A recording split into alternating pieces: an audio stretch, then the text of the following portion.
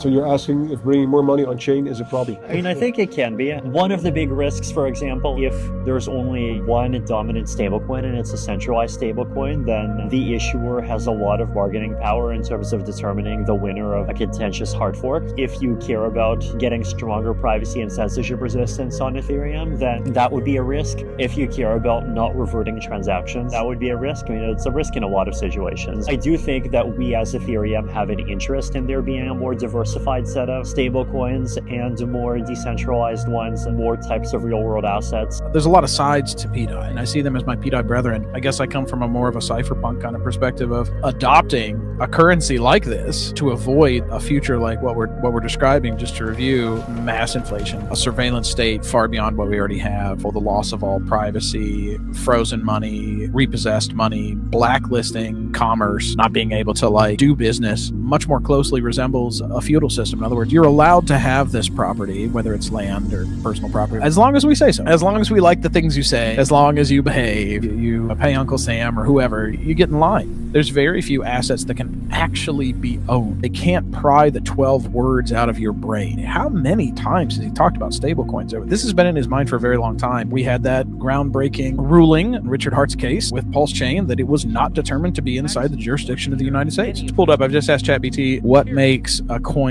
not subject to the Genius Act. Not subject if the token isn't pegged, it's not used as a means of payment, no redemption for fiat or a fixed amount, there's not a promise of a one-to-one exchange. If there's a governance, staking, or speculative element, then it doesn't fall under the Genius Act. Issued by a decentralized protocol with no identifiable issuer. What's interesting there is that the law opened up the possibility for it not just to be US dollars, it could be a different stable, such as a gold stable. USDC or USDT is located within the jurisdictional limits of the US if it offers this token to US citizens. The Genius Act refers to this stable payment coin. I think USDC falls under that quite a lot. So USDC is primarily used to pay people. USDT, really strong worldwide use case as an exchange token. There's a lot of global centralized exchanges that primarily have pairs with USDT.